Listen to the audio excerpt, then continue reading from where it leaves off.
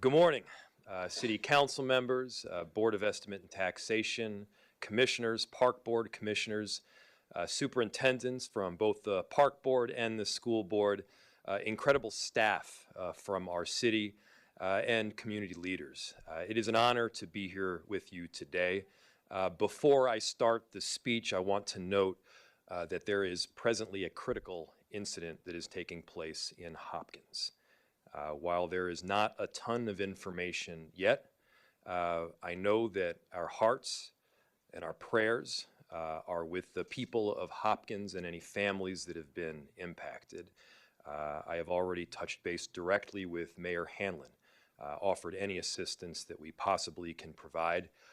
While I don't imagine that a decision point will come from me or involving this city, while I'm giving this speech, I've also authorized staff to pull me temporarily for a brief pause so that any additional assistance or mutual aid can be provided. The City of Minneapolis stands with Hopkins. We are not strangers to crisis, and when it takes place, we work together. That's exactly what we'll be doing here.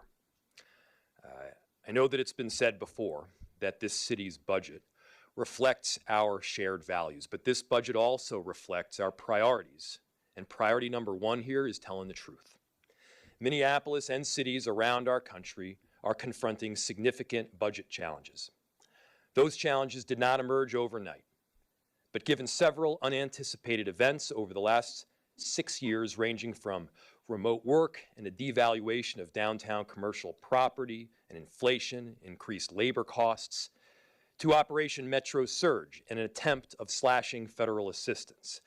The need to adjust and evolve faster is apparent.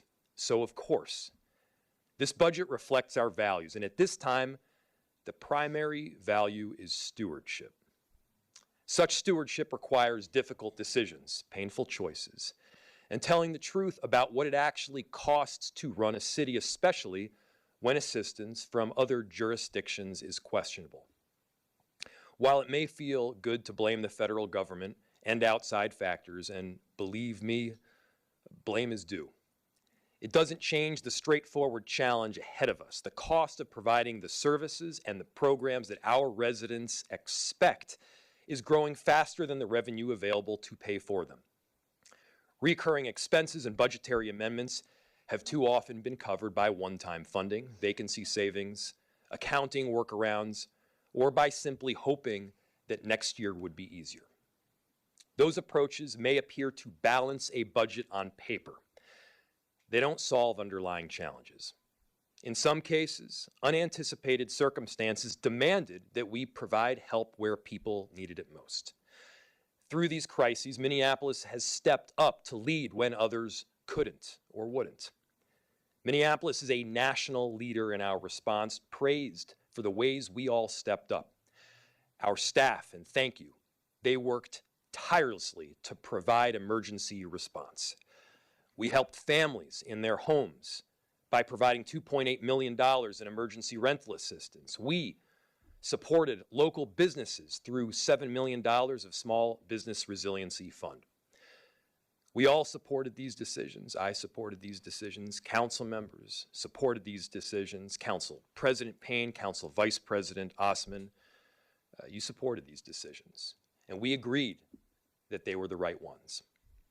And I hope we can also agree on this.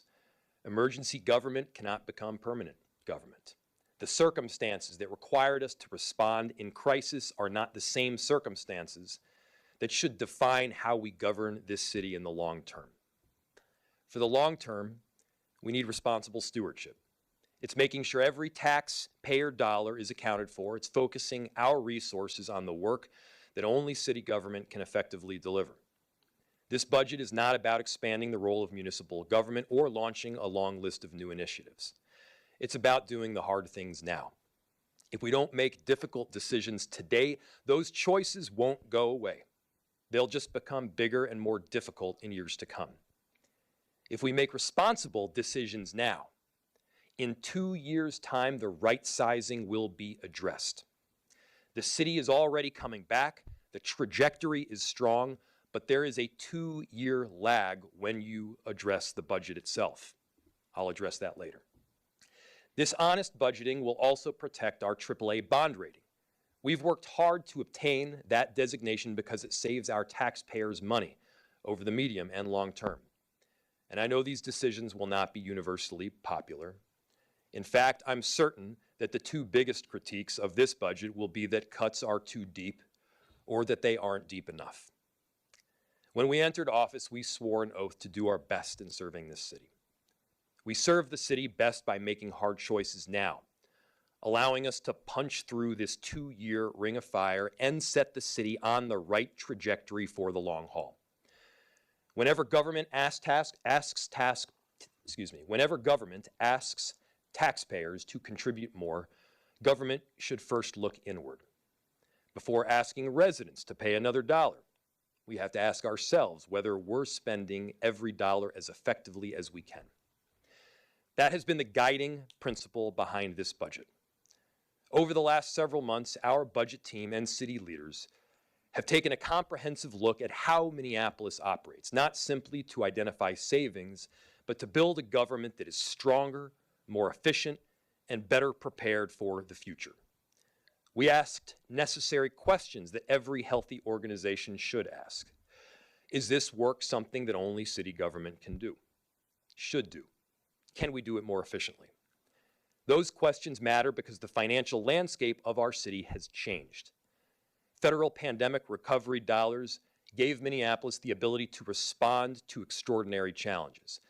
They helped us stabilize small businesses, expand affordable housing, invest in violence prevention, support our workforce, and strengthen public health during one of the most difficult periods that our city has ever faced. Those investments helped Minneapolis recover, but they were never intended to cover government expenses permanently. As those one-time resources come to an end, we have a responsibility to ensure our ongoing budget is supported by our ability to generate ongoing revenue, not temporary funding. When we began building this budget, we faced an over $60 million estimated budget gap beginning in 2027. This gap was comprised of a $28 million to $33 million current service level shortfall and an over $20 million to $30 million imbalance between department base budgets and estimated operating costs. This would have equated to over a 19% levy increase. We could continue relying on temporary solutions, postponing difficult decisions, and kicking the can down the road in favor of short-term relief. Or we could build a budget that reflects today's fiscal reality and puts Minneapolis on stronger footing for tomorrow, even if the decisions we have to make are hard. We chose the latter. We have made hard decisions, and this budget reflects it. My 2027 budget proposal totals approximately $2.3 billion, including a general fund of $753 million. It proposes an 11.3% increase to the proposed tax levy, about $409 a year, or $34 a month for the median value homeowner. We got to that figure by evaluating programming and contracts, staffing, and structure. So here's our arithmetic and how we got that levy down from 19% to 11.3%. First, we evaluated existing programming and contracts. Where a program's return on investments was high and is delivering significant results for residents, we doubled down. But in some cases, once benevolent and really well-functioning programs from 15 years ago are not as helpful today. Where that's the case, we admitted it, and we ended the program. Our city's departments perform an extraordinary range of work, each created from a genuine desire to solve problems and improve lives. As challenging as it is, some of those aspirations are not affordable in our current fiscal reality. Those decisions are not a reflection of whether that work once had value. Many of those programs served our city incredibly well. These eliminations enabled us to draw down the levy and reduce our spend by over $20 million. Second, we have cut 100 positions in our city government. But to be clear, we did not begin with layoffs. We began with the areas that had minimal long-term impact on city services. Many of these positions were supported by grants, one-time funding, or temporary contracts. These resources are no longer available. From there, we reduced contracts, consolidated operations, and held vacancies open wherever possible. But when the gap remained, we had to make the difficult decision to reduce our workforce. I understand the impact to people and to employees that have worked proudly to better our city, and I'm deeply sorry that in some cases, the decisions that I've made in this budget will impact you directly. Ultimately, that decision is mine. And finally, to streamline service and save money, we have proposed to change the city's structural makeup. In some cases, it means consolidating work that has been spread across multiple departments. In others, it means streamlining administrative functions, eliminating duplication, simplifying how services are delivered. We've got the best park system in the country, and for good reason. We have committed public servants, commissioners, superintendents, staff that care deeply about our parks. And our parks receive funding at some of the higher rates in the country. This is funding we have been proud to provide, and as mayor, I've increased it, in some cases dramatically.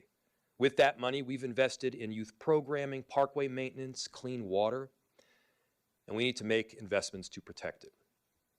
This budget has a placeholder I've informed the superintendent of 2.5% for the Parks Board's levy increase.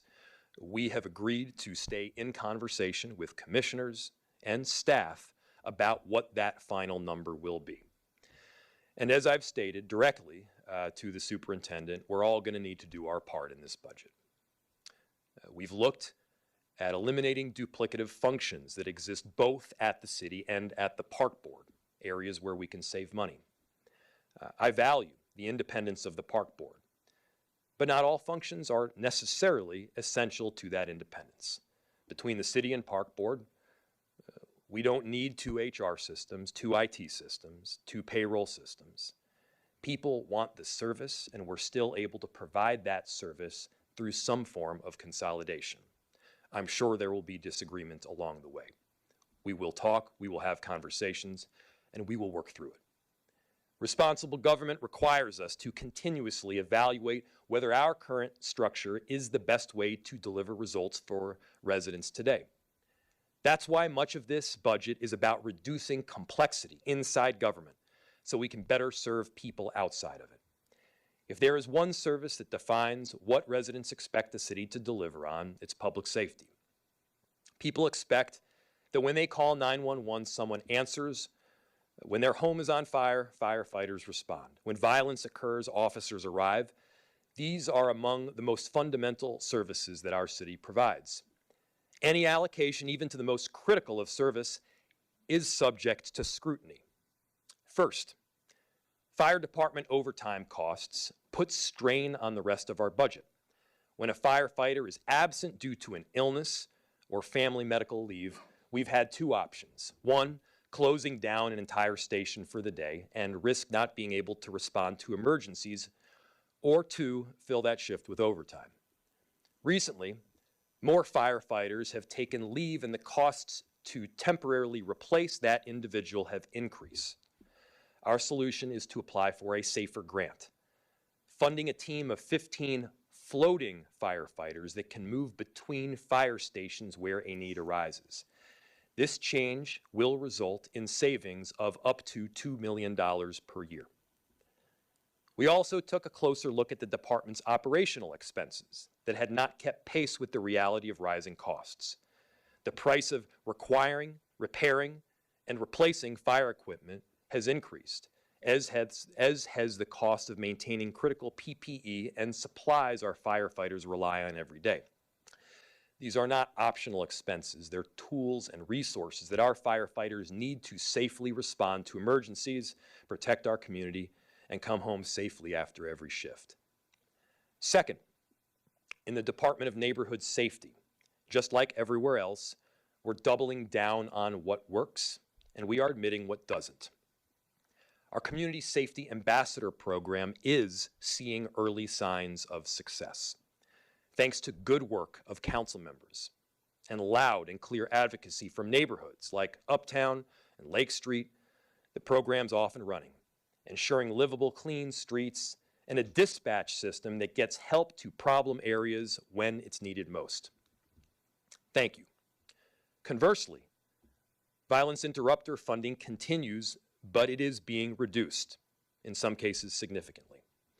A noble program filled with committed and talented community leaders, but clear tracking has not demonstrated the level of results that taxpayers deserve. And finally, I've heard a lot about police overtime these last couple of months. Some of the criticism is fair and some isn't. Here's an argument that isn't fair.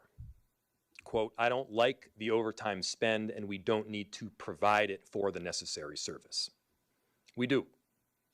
With 656 sworn officers, fewer per capita than almost any major city in the country, basic services expected by our residents require the use of overtime as a tool.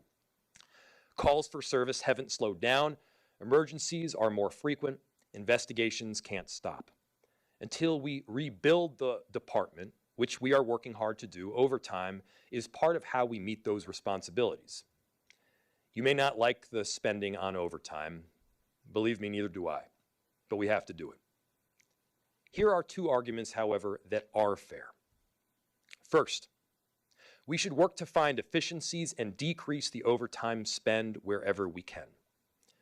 I've directed the Minneapolis Police Department to review all overtime hours currently being posted and to create a prioritization strategy for those shifts. We must ensure that all overtime shifts are going to our top priorities, like meeting staffing minimums throughout the city, responding to 911 calls, and solving crimes. Where it's safe to scale back somewhere, we are.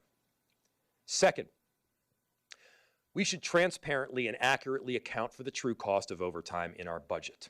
It's a fair argument. For years, we've used the salary savings from officers we didn't have to pay for overtime costs for those we do. The good news is that we have less vacancy savings because we have fewer vacancies. The bad news is that the 2026 allocation of $2.3 million doesn't come anywhere close to meeting the true cost. And so, our overtime allocation of $13.1 million is a transparent attempt to correct the mismatch by aligning our financial plan with our department's operational reality. Does it cost more? Yes. But it's going to cost more whether we publicly acknowledge it in this budget or not. Overtime is not a long-term strategy. Building back the department is. We're making good progress on building a department where officers want to be the change. This is court-ordered, and we're getting it done. Applications are up over 200%, and the department is the most diverse it has been in our city's history.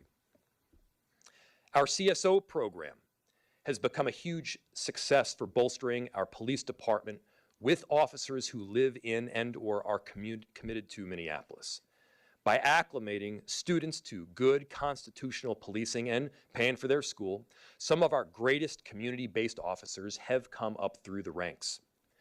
But we've also had to find efficiencies in the recruitment process itself and reduce costs. We underwent an analysis to determine how to maximize our return on investments. In other words, how do we invest in candidates who will matriculate and become officers? In doing so, we've reduced the costs of recruitment down by $4.3 million.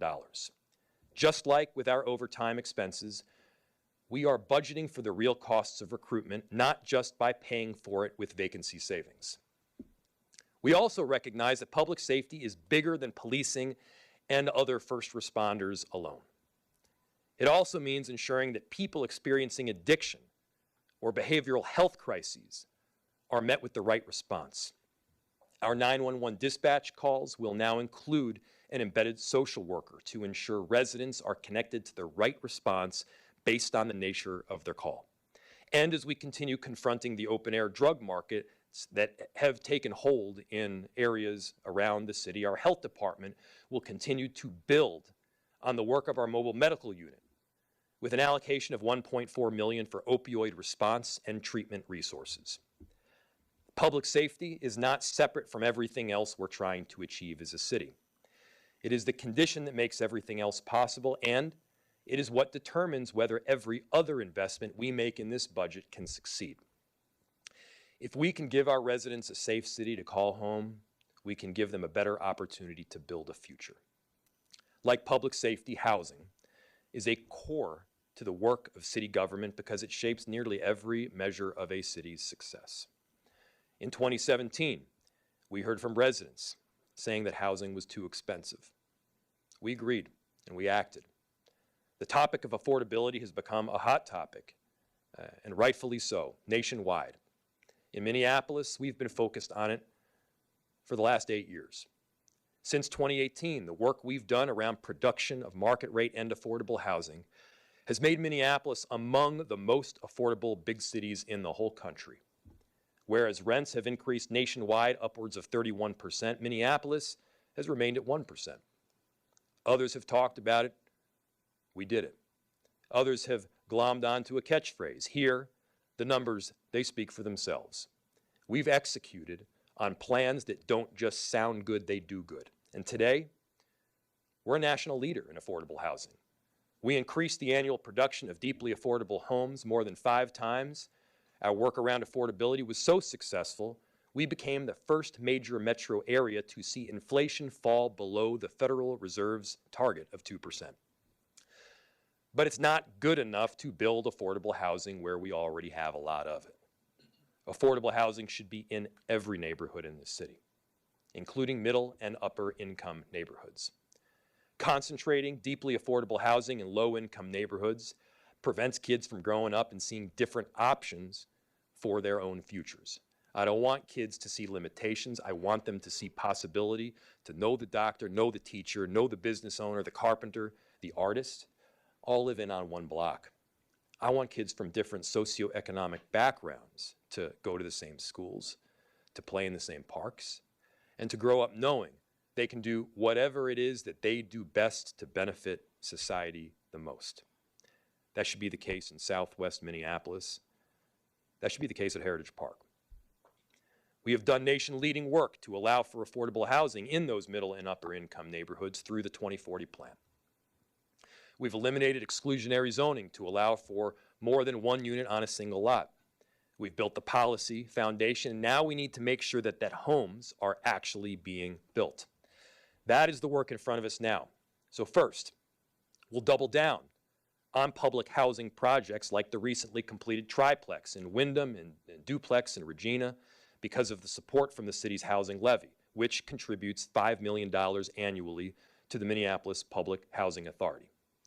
5 new deeply affordable homes are now ready for families in neighborhoods where we need to build more. Second, by the end of this year, we will have pre-approved designs in place for triplexes and accessory dwelling units, making it faster and easier to build more homes across Minneapolis. Third, we will work to allow for construction of 4-unit buildings. 3 units is often cost prohibitive, 4 units may not be, and it houses another family. And fourth, we will be more aggressive in aligning our policies with our investments so that we can call for diverse neighborhoods and invest in them. With $7.3 million to our Affordable Housing Trust Fund, we will strategically use this money alongside policy changes to build more affordable homes in the neighborhoods where we need them most. While most of this budget has focused on cuts, stable homes, stable schools will not be.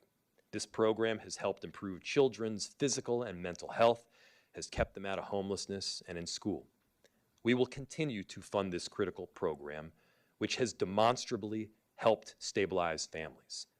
Because I'm willing to bet on our families and Minneapolis public schools, I'm willing to bet on this program.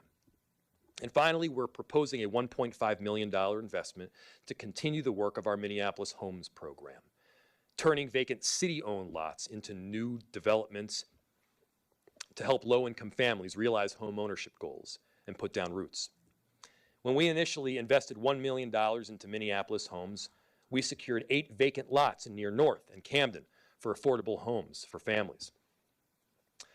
The first families are now set to move in this summer. The road to keeping the property tax burden lower includes making sure the city is being diligent with our investments while working hand in hand with the business community. Municipal finance doesn't move at the same pace as the private economy, and this is important. The property taxes and property values that shape today's budget largely reflect market conditions from 2024, the low point. In other words, the difficult decisions we're making in this budget reflect where we've been, not where we are, and certainly not where we are headed. We're already seeing that progress.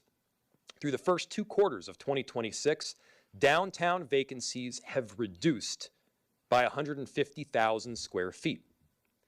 That means 150,000 more square feet is occupied than it was before. That's good news. We're seeing events with a major following choose Minneapolis as a destination, like the WWE SummerSlam and the Savannah Bananas. That's also good news. And in this budget, we're continuing investments in programs like vibrant storefronts and in the innovative work of arts and cultural affairs. But punching through that ring, that difficult time, should no longer solely be measured by dollar investments from the city.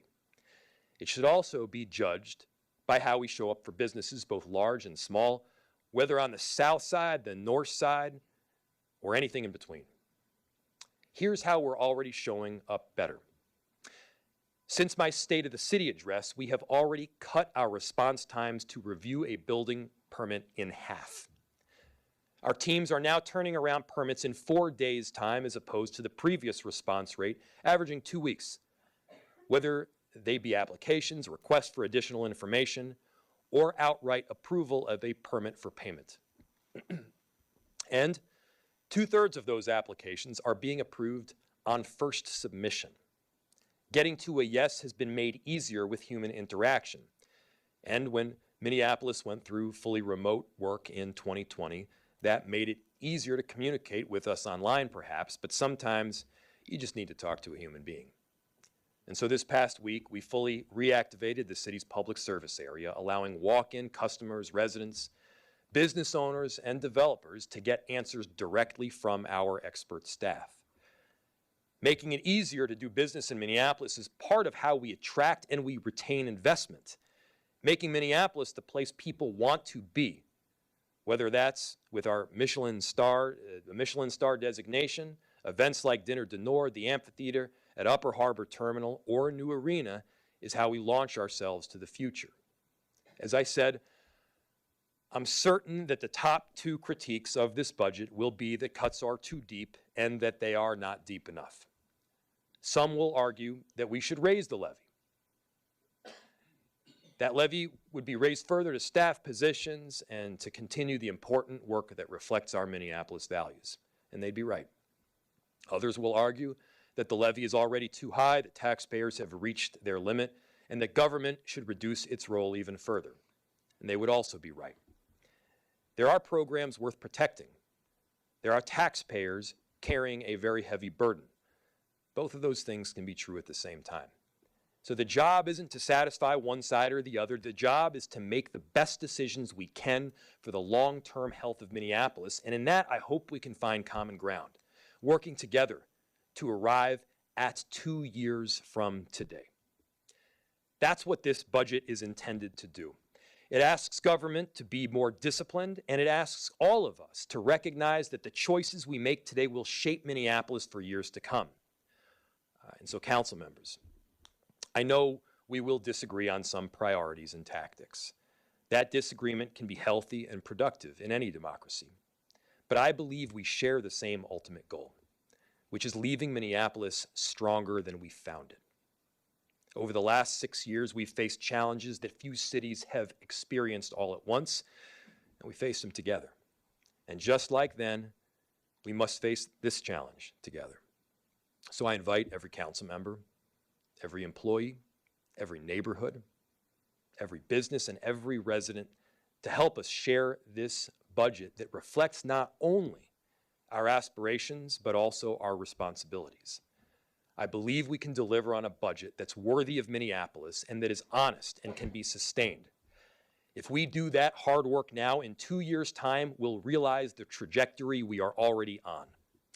This budget is the right thing to do, and I look forward to working with all of you on it together. Thank you.